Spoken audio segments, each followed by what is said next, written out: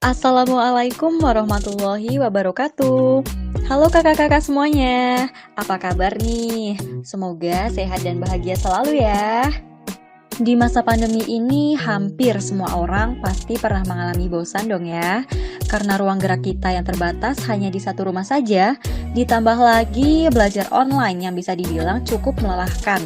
Tugas dari dosen yang tiap hari menumpuk, dan masih harus menyisihkan waktu untuk berorganisasi. Semua pressure ini tentu aja bisa menyebabkan stres ya pastinya. Nah, maka dari itu, kali ini kita akan memberikan tips mengenai manajemen stres atau cara mengelola stres dari kekacauan emosi kita ala Ketua Dewan Racana Diponegoro Putri, yaitu Kak Novi. Halo Kak Novi, apa kabar? Halo Kak Rizka, Alhamdulillah kabar baik. Semoga Kak Rizka dan kakak-kakak sekalian juga dalam keadaan yang sehat dan selalu semangat. Alhamdulillah. Wih, pasti dong Kak Novi, selalu semangat kita itu. Oh iya Kak, ngomong-ngomong tentang stres nih Kak, pernah gak sih Kak Novi mengalami stres atau suatu tekanan? Misalnya dari tugas-tugas kuliah atau bahkan dari organisasi nih Kak.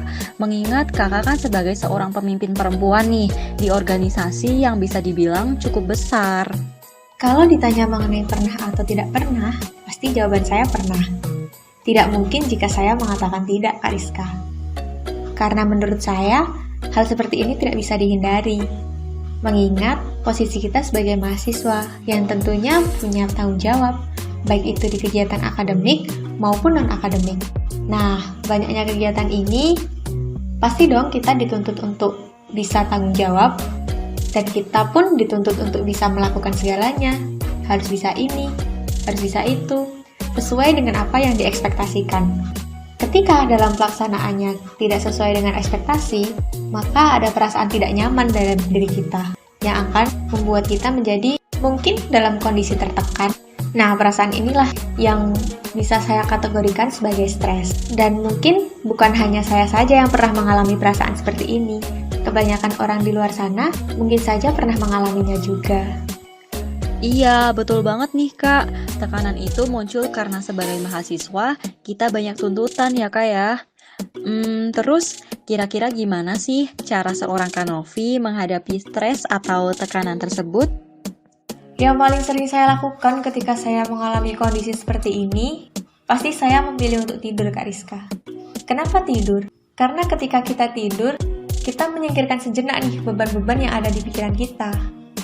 Nah, sehingga ketika kita bangun, nanti badan kita akan menjadi lebih fresh dan pikiran kita menjadi lebih segar untuk menghadapi permasalahan-permasalahan yang baru ataupun menyelesaikan permasalahan-permasalahan yang telah kita tinggalkan sebelumnya.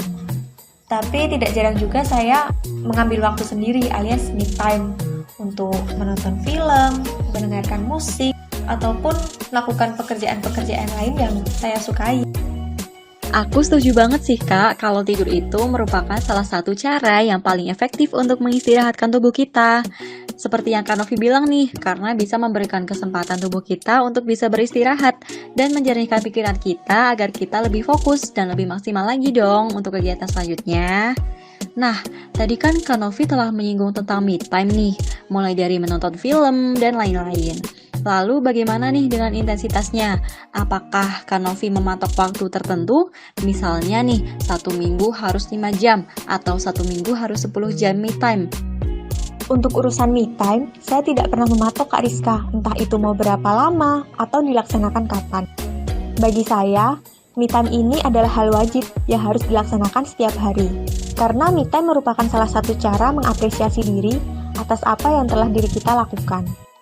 Nah, biasanya waktu yang paling tepat adalah saat-saat rileks, yaitu saat-saat sebelum tidur.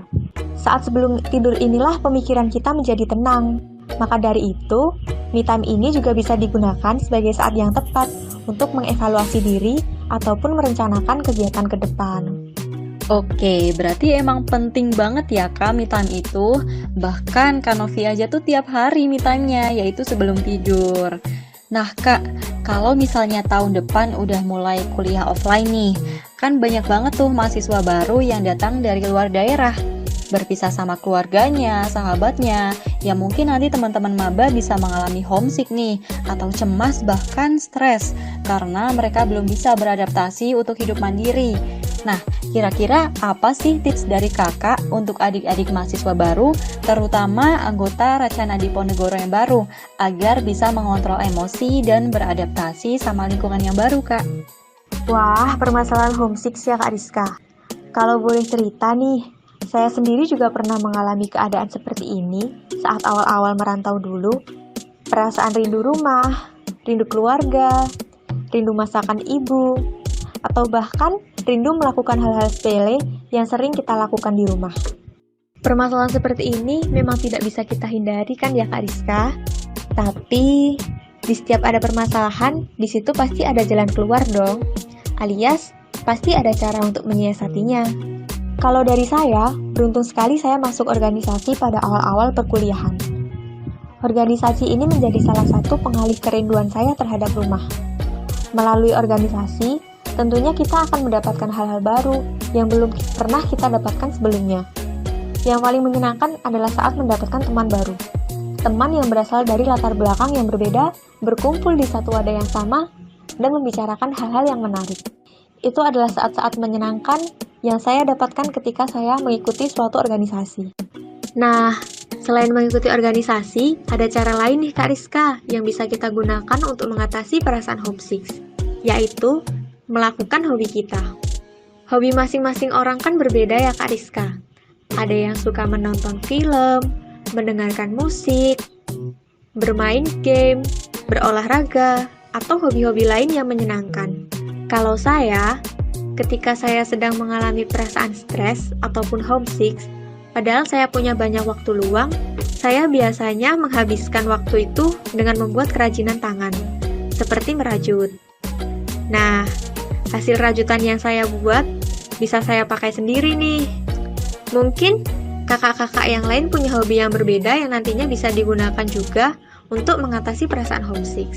Nah, selain hal-hal di atas, hal yang paling penting harus kita lakukan ketika mengalami homesick adalah menghubungi keluarga. Kita bisa berkomunikasi untuk membahas hal-hal yang kecil, seperti menanyakan kabar, membahas masakan ibu, membahas kegiatan selama di rumah ataupun di perantauan, bahkan membahas hal-hal lain yang mungkin tidak kita pikirkan sebelumnya.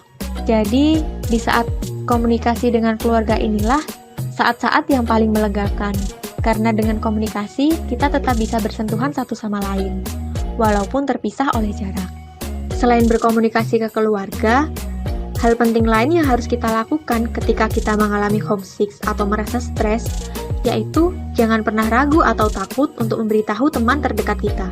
Peran teman selama di perantauan bukan hanya sekedar teman, melainkan sebagai pengganti keluarga yang saat itu merekalah yang posisinya paling dekat dengan kita. Kita bisa menceritakan segala hal yang membuat diri kita tidak nyaman. Jangan pernah dipendam sendirian, karena pasti akan sangat berat. Sesekali, kita bisa melakukan traveling bersama teman untuk mencari udara segar dan merefresh pikiran. Sehingga dengan cara-cara inilah, perasaan homesick ataupun stres dapat terobati. Wah, aku setuju banget nih sama Kak Novi. Emang bener banget, Kak. Sejak maba itu, kita harus mengikuti organisasi. Karena dengan mengikuti organisasi, kita bisa memperluas relasi pertemanan kita. Dan tentunya teman-teman ini bisa dijadikan sebagai tempat bercerita, Kak. Terus emang bener banget nih, Kak. Kita harus berkomunikasi sama keluarga yang di rumah. Mungkin kalau dulu kita sekolah selalu pamitan dengan cara salim gitu ya, Kak. Tapi sekarang kita bisa telepon nih, karena udah ada teknologi yang memudahkan kita untuk berkomunikasi sama orang-orang yang di rumah. Iya, betul sekali Kak Rizka. Nah, pertanyaan terakhir nih, Kak. Tolong dong, Kak, beri kami pesan sebagai anggota Racana Diponegoro biar selalu semangat, bisa memahami dan mengelola emosi diri kita dengan baik. Baik, untuk kakak-kakakku anggota Racana Diponegoro, saya mempunyai sedikit pesan bagi kakak-kakak sekalian. Kakak-kakak, jangan pernah lelah untuk melakukan hal-hal yang menyenangkan.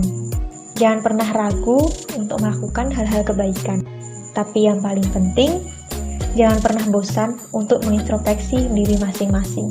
Terima kasih. Oke, siap Kak Novi. Semangat emang naik turun ya Kak, tapi yang perlu diingat adalah kita telah melakukan hal yang bermanfaat dan juga menyenangkan. Terima kasih banyak Kak Novi karena udah mau berbagi tips yang luar biasa dan sangat insightful tentunya. Semoga bisa menginspirasi kami semua ya Kak ya. Oke, akhir kata dari kami, wassalamualaikum warahmatullahi wabarakatuh. Sampai jumpa kakak-kakak.